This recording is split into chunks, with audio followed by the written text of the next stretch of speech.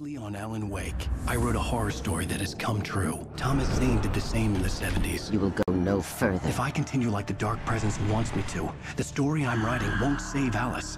It's a horror story. No one will survive. You knew Zane! Thomas Zane! You're the Lady of the Light in the song! He left something behind to help me. The clicker. Alan thought of this as he stood on the rim of Coldrain Lake, the clicker in his hand. He took a deep breath and jumped. I can get to her now. I can finish this.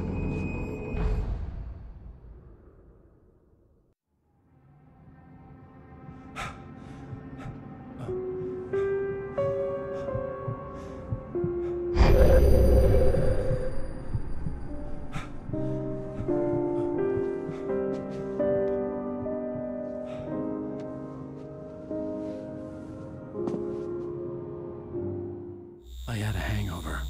My head was about to explode and the light hurt my eyes. I needed my sunglasses and painkillers to dull the pain. In one of my finer moments of self-deception, I swore to quit drinking.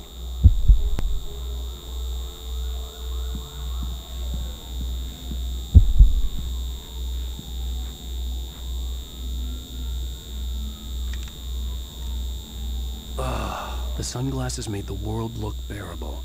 Now I could keep my eyes open without feeling like a vampire in the sun.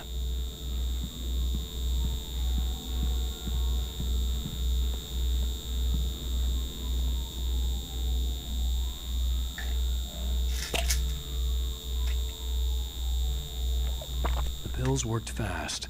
The prospect of being awake started to seem bearable again.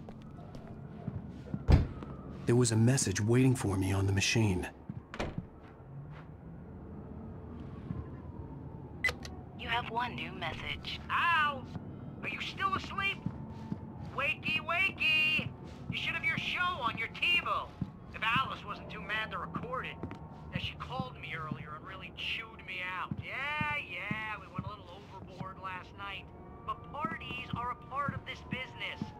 Al, look, I'm saying this as your friend. She's not doing your career any favors by trying to run your life like that, okay? I'll talk to you later, Al. Watch the show!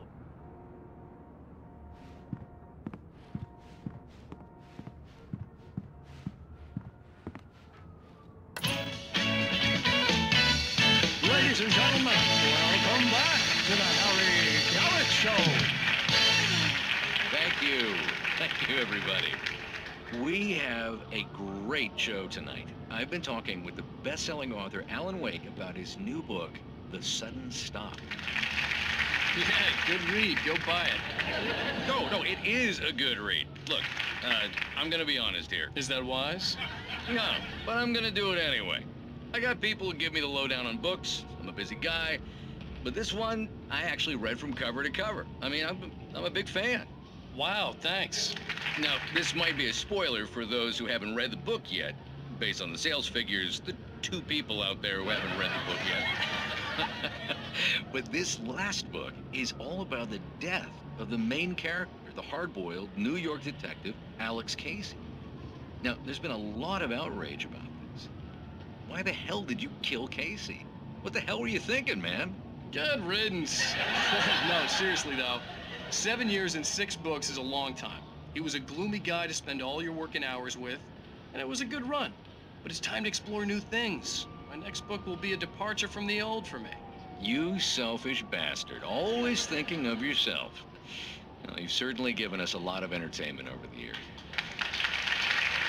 And now that you mention it, Casey was a gloomy guy. Never had much luck with his love life with the ladies. Was that autobiographical in any way? Yeah, no kidding. Casey's lady friends tended to die on him. With Casey, it was all about his pain.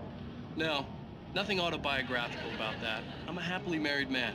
My wife is my muse. Well, congratulations. That's great to hear.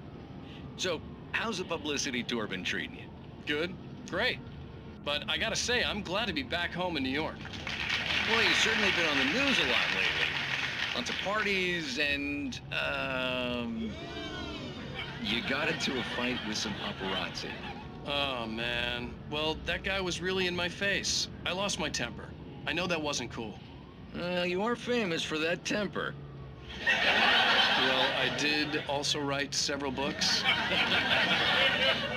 Well, your latest novel is called The Sudden Stop, and it's in bookstores now. Go get it. That means the two of you out there who haven't bought it yet.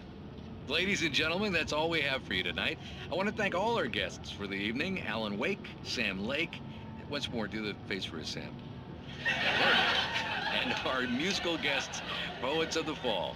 Thank you, and good night. At least I'd been funny. I told myself I could live with that. Hey, honey. Did you watch the show? I didn't say anything stupid if that's what you want to know. Okay, Grumpy. You want an aspirin or something? Are you going to start with me about drinking now? You know what? Go back to sleep, Alan.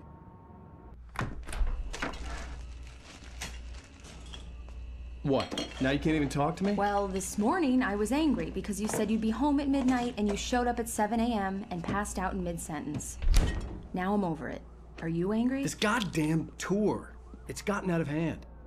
Oh, honey. It's almost over, right? We can get back to normal. Then you can start writing again. I'm sorry, honey. Alan, you're not thinking straight. Just take a shower and go back to bed, huh? Yeah, you're right, honey. I'm sorry. Once this is over, let's go away together. A vacation. Just you and me. Some peace and quiet.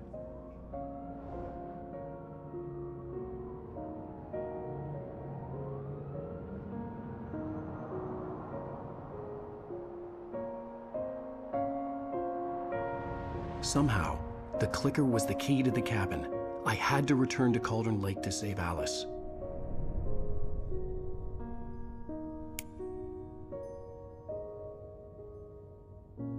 I'm going back to the lake to finish this. I'm going to write an ending to the story in the manuscript on my own terms, to make it all right. Why can't you just write it here? The last page is still in the typewriter. I need to read it first. Everything needs to be just right. Zane tried to cut some corners, and it didn't end well. Okay, ready when you are. I'm sorry, Sarah, but I need to do this alone. Barry, take her gun. Miss Weaver, close the door when I leave.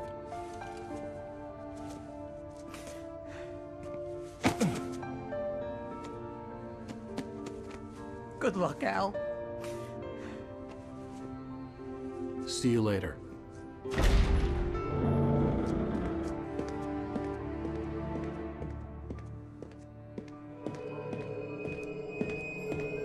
When I got out, it was warm and sunny. I'd flicked the switch of the clicker. Had it done this? I didn't stop to question it. I had to take advantage of the sunlight to get to the lake. On Zane's page, I'd stood on the rim of Cauldron Lake, about to use the clicker. That's where I was headed.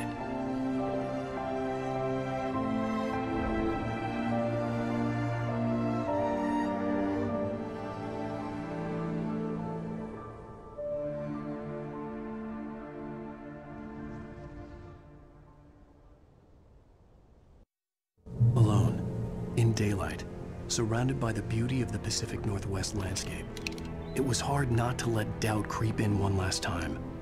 I could still chalk everything up to a dream, a delusion. I had enough imagination to make up something like this, having been in the cabin all this time, trapped in a story inside my head, gone mad from grief over Alice's death like Hartman had claimed. There would be no way of knowing. I told myself it didn't really matter. My course was set.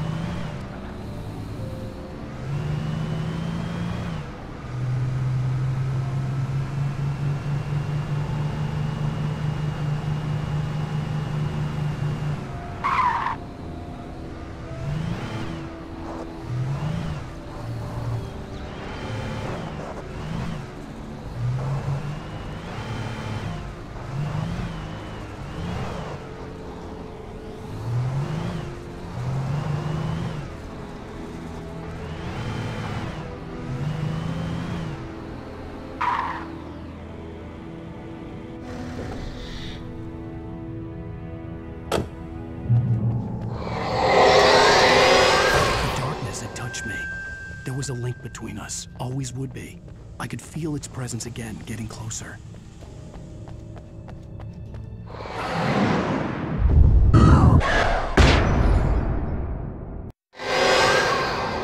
I will kill your wife.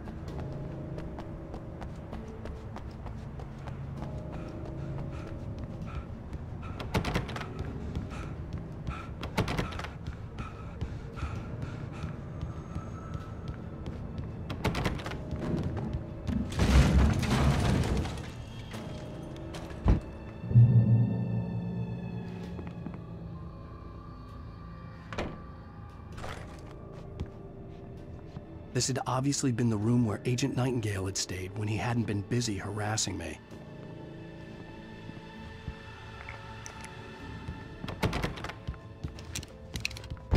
Look after yourself and your